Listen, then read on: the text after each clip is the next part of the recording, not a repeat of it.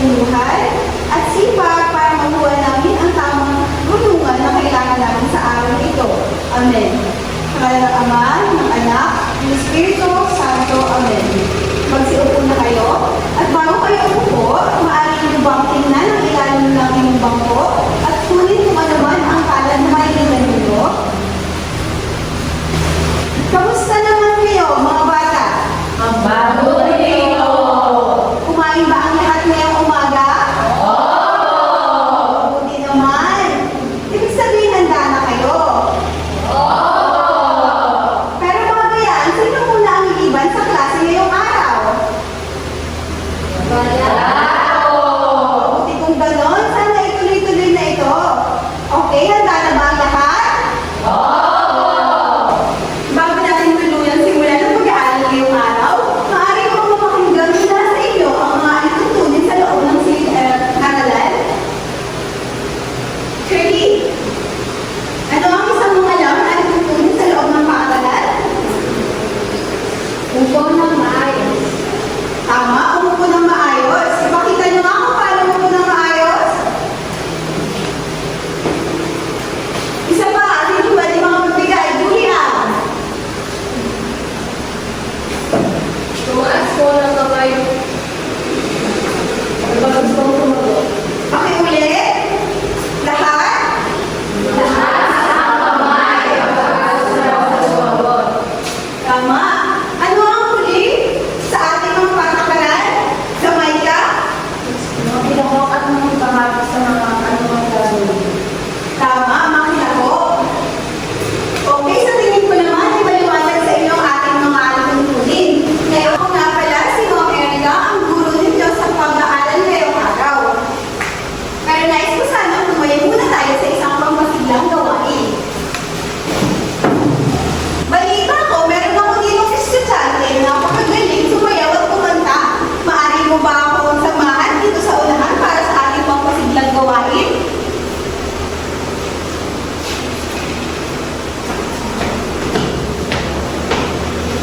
Okay, makinig ang lahat.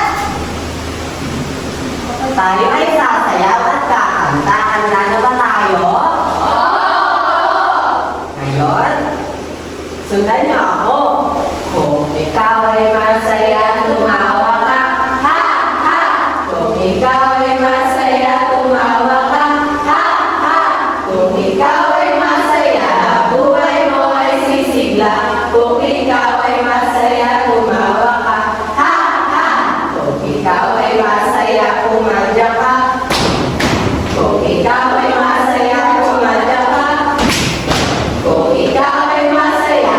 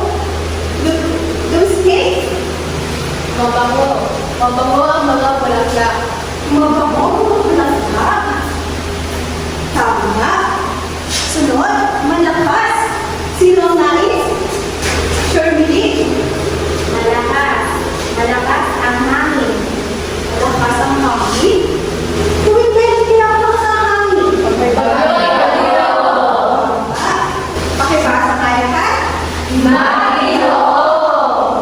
Pakigamit mo sa pangusap, Louis Shea. Maginoo ang lalaki.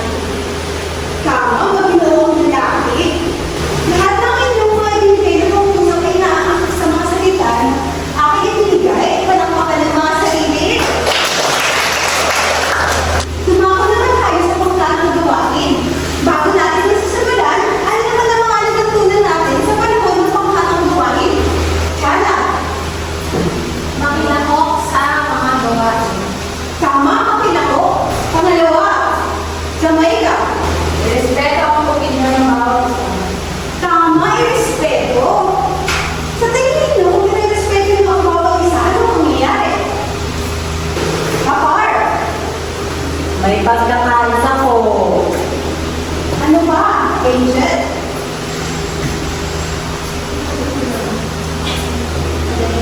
Magkakaunawaan. tama. At higit sa lahat, mas madali niyo matatapos ang mga gawain. Tama ba yun? Ngayon naman, ikaw ang matutay sa dalawa. Unang pangkat at pangalawang pangkat. Basahin muna ang panuto ng unang pangkat. Julian, Paluto. Pag-aralan mabuti ang larawan sa harapan na may isang salitang naglalarawan dito. Ibigay ang mga salita sa paglang na sa tingin niyo ay masikong lugar sa salitang naglalarawan sa halitan. maliwanag ba ang panuto? Group 2, pakibasa din ang mga panuto. Jamaica, Panuto. Pag-aralan mabuti ang larawan sa harapan na may isang salitang naglalarawan dito. Ibigay ang mga salita sa paglang na sa tingin niyo ay magkasikong lugar sa salitang naglalarawan sa halitan. okay. Ano daw ang sinasabi? Pag-aralan mabuti ang larawan sa harapan. May isang salita na naglalarawan dito. Idikit ang mga salita sa patlang na sa tingin niyo ay magkasing kahulugan sa salita na naglalarawan sa literato. Ibigyan ko lamang kayo ng isang minuto para sa gawain ito. Pwede na kayo magsimulan. Natapos na ba ang lahat? Basta po kami.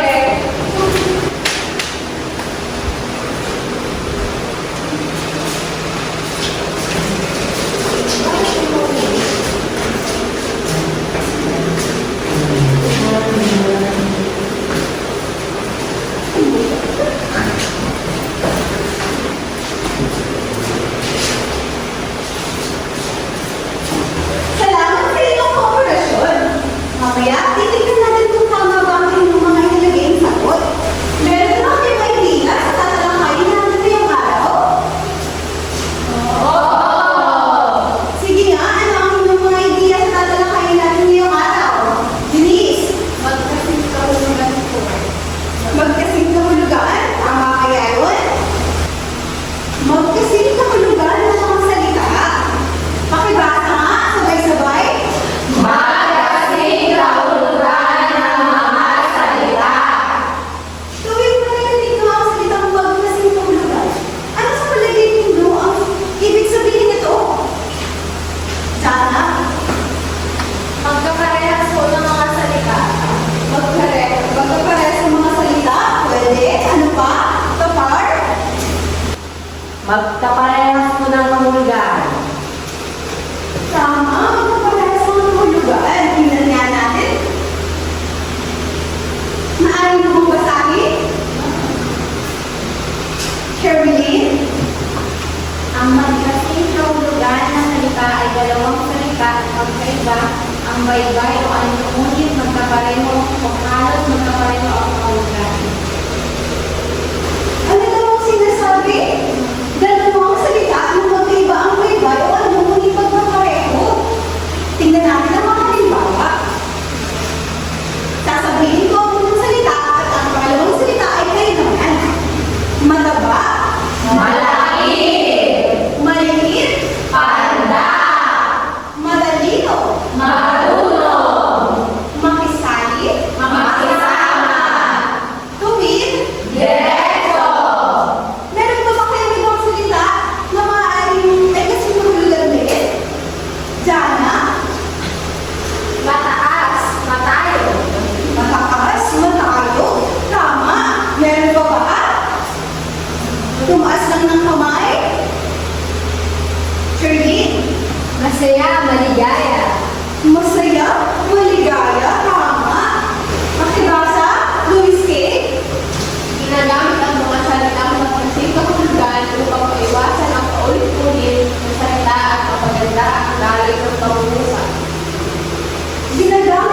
halimbawa paiwasan ng paulit-ulit na salita at magaganda ang dami ng pangungusap.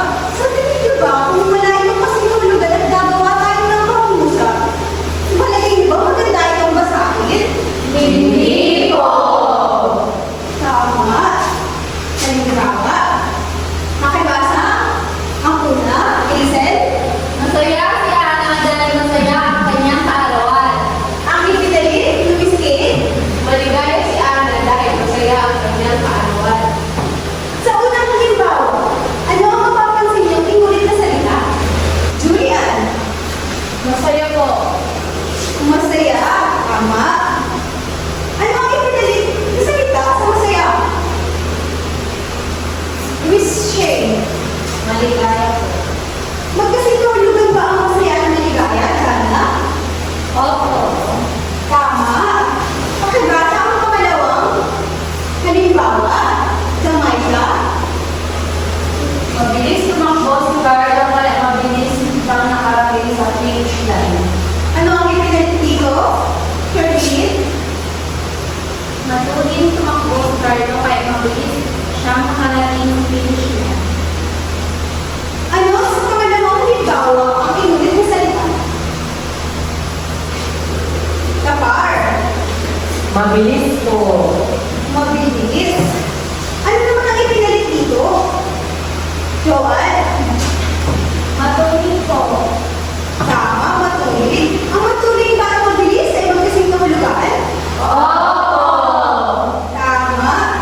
Ngayon, balikan naman natin ang inyong ginawang panghatang gawain. Anong sabi dito? Pag-aralan mabuti ang larawan sa harapan na may isang salitang naglalarawan dito. Idikit ang mga salita sa patlang na sa tingin nyo ay magkakasing hulugan sa salitang pag naglalarawan sa litrato. Pakibasa. Maliit. Ano ang kasing kahulugan ng maliit? Munti. Masarap. Malinaw na. Mabagal. Maupal. Maganda. Maliit. Tingin nyo, tama ba ang inyong sinagot? Tama. Bigyan ng tatlong palakpak ang una. Tungkaya naman natin ang pangkat. Dalawa. Pakibasa. Masaya. Maligaya. Mataas. Matayo. Makisa. Makamlam. Malungkot. Matamlay. Tama kaya ang kanilang mga sinagot? Tama. Bigyan natin sila ng tatlong palakpak. Bago tayo dumako sa susunod na gawain, sumayo muna ang lahat para sa pangpapasiglang gawain. At sundan ninyo ako. Tumalon kayo ng 5 beses. 1, 2, 3, 4, 5. Umende. 1, 2, 3, 4, 5. Gising na ba ang lahat? Okay, magsiupo na ang lahat. Ngayon naman, meron naman tayo pang tatang gawain. Maaari mo ba basahin ang panuto? Hazel? Bawat pangkat ay bibili ng tatlong mga salita na magkasing kahulugan at gamitin sa pangungusap. Okay, bawat pangkat daw ay pipiliin ng tatlong salita na magkakahulugan at gamitin sa pangusap. Para sa unang pangkat, pumili ng tatlong nauunang magkakasing kahulugan sa mga salita at gamitin ito sa pangusap. At sa pangalawang pangkat naman ay ang ika-4 hanggang ika-6 na magkasing kahulugan na salita. Okay, magsimula na tayo. Nais mo ang lahat ay mga mo? Gumawa ng tahimik. Gumawa ng tahimik.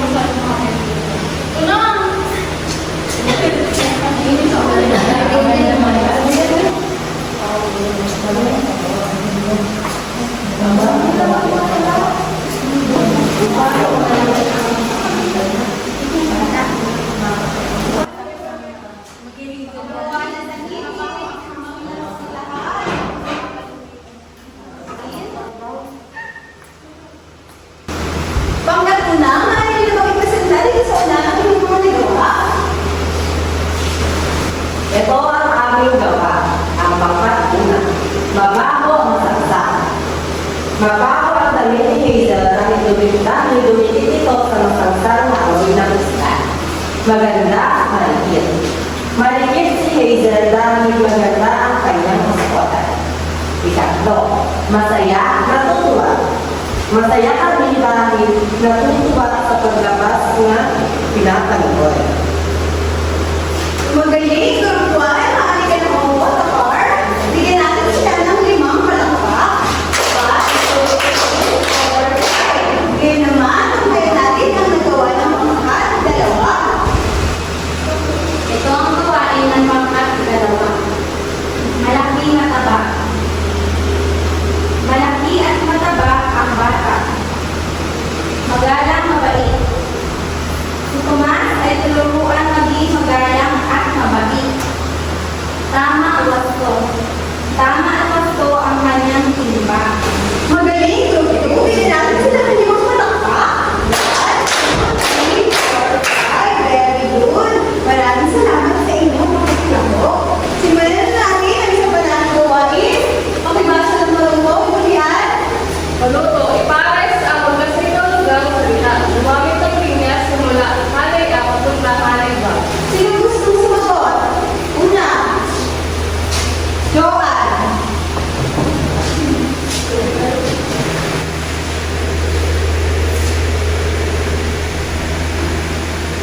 Pangalawa, Liz.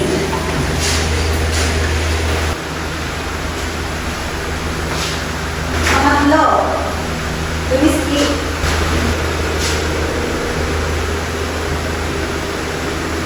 Pang-apat, Hazel.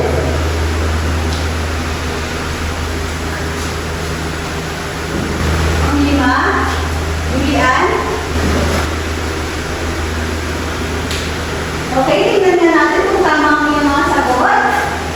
Masaya, kasi hulugan ay Masigla. tama. Number 2, Malulungkot. Matatamlay. Magaganda. Kakilakil. Matapang. Mabangis.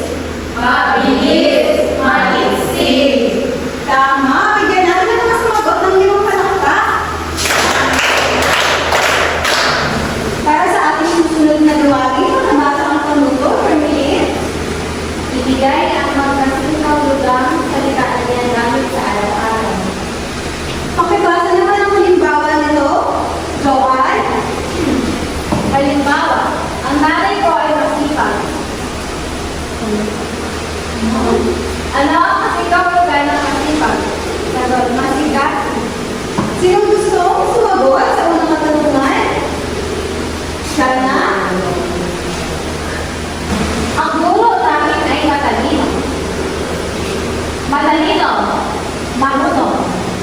Matalino, marunong, tama, very good, Shana. Pangalawang katanungan, Julian. Si ate ay masiyahin. Masiyahin, palalawa. Kosiya.